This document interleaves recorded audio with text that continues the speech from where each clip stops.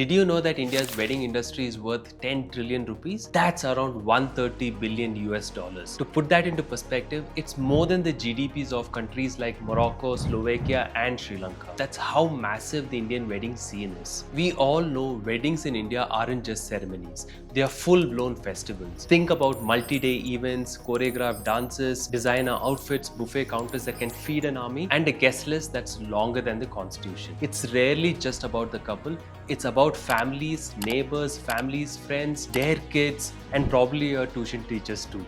But here's the kicker. On an average, Indian families spend twice as much on wedding as they do on their child's education. Yes, twice as much.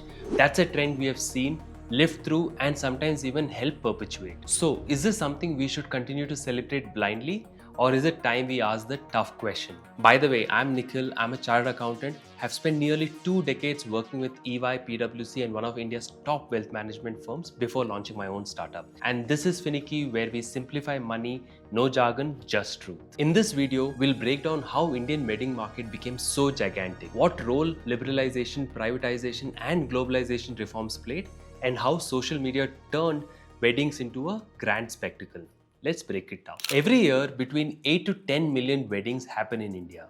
That's like the entire population of Switzerland getting married annually, and that too extravagantly. The average wedding cost in India hovers around 12 to 15 lakhs, but in urban areas, that number can shoot up to 30 to 40 lakhs or even more. In fact, for many families, this one event becomes the single most largest expenditure for their entire lives. Compare this to the US, where the average wedding is about $30,000 and the entire wedding industry is valued at $70 billion, almost half of India's. And yet, India's per capita income is just a fraction of that of the US, which raises the biggest question: why do we, a predominantly middle-income country, spend so much and so lavishly on one event? It's not just about the affordability, it's about the mindset, culture, and decades of conditioning. In India, a wedding is not a personal moment, it's a social statement. It's the biggest event in the family's life and in many cases, the biggest way to showcase wealth. It's a culmination of years, sometimes even decades of savings with the sole purpose of putting a show that earns approval, admiration, and in some cases envy. This mindset isn't new. It's rooted in centuries of tradition where marriages were seen as an alliance not just between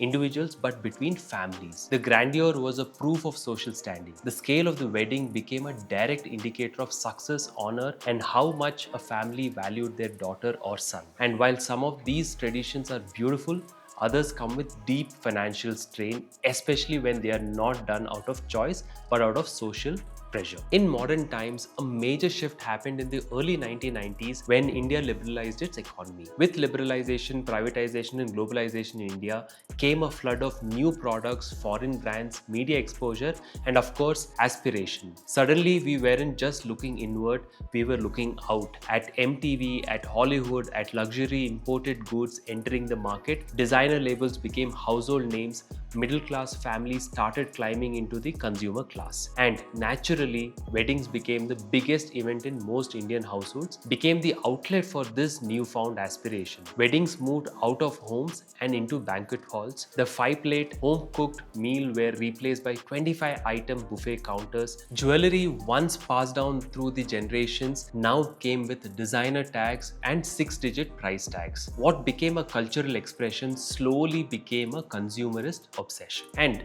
if one institution solidified this grand makeover, it was Bollywood. In the mid-90s, movies like Aapke and Kaun didn't just entertain, they transformed how Indians looked at wedding. That film alone turned wedding into a song and a dance and an event, setting the entire template for generations to come. Soon after that came Kabhi Khushi Kabhi Gum, Band Baja Barat, Ye Jawani Ye Diwani, each adding one more glam, one color, and more chaos to the big Indian wedding dream. Suddenly, everyone wanted a destination wedding, a Sangeet ceremony, and a proper 3 to 5 days event. Suddenly, the wedding wasn't just a family event, it was a production, a spectacle.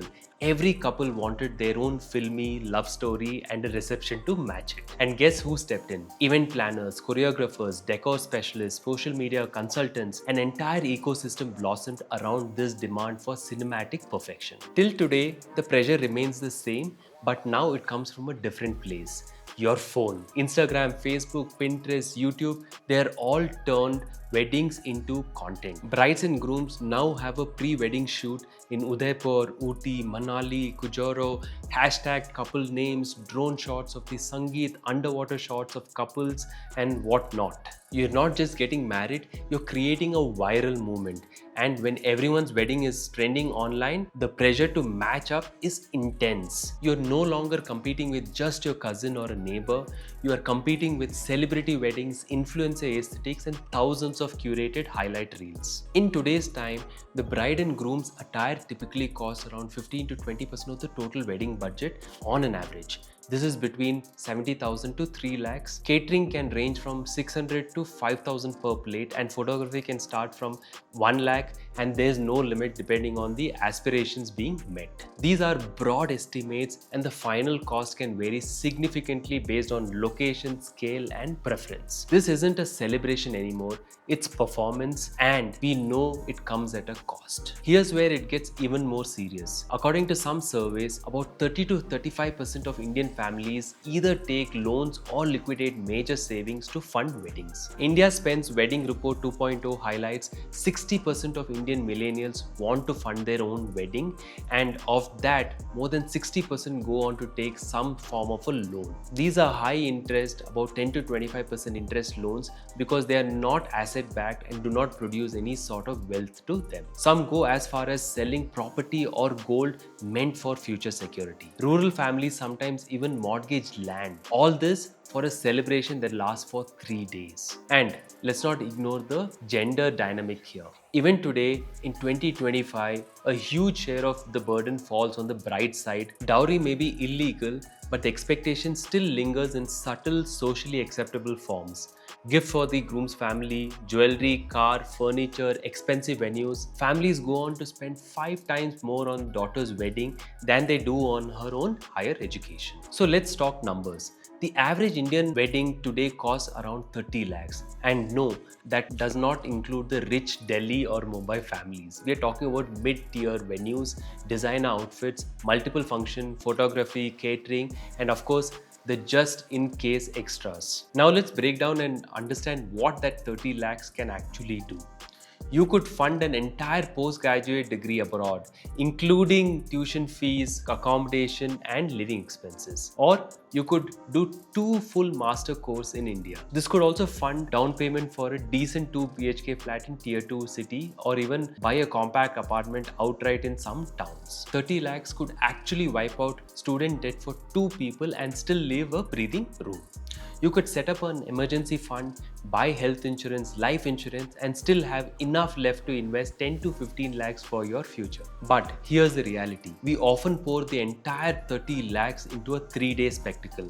On stage decor that is dismantled the next morning. On 2,000 per plate dinners that half the guests won't even finish. On lehengas worth 3 lakh that won't even be worn again. On pre-wedding shoots with drone shots that looks like they're launching a Marvel film. And the couple starts their life with zero financial cushion, no plan, and in some cases debt. So here's the thing, Indian weddings are crazy expensive, and the money that's spent is life-changing money. But sadly, in most weddings, the money vanishes in 3 days on decors that's toned down every morning, some of the food that's barely touched, and that too flashy outfits that are worn once and packed away forever. No one remembers that 8th starter or the color of that flower wall, but the couple will remember whether they started their life with savings or with stress. So maybe it's time we flip the script. Let the weddings be about people, not performance. Let the real flex be buying your first home together and not the chandelier at your reception. Let's celebrate love,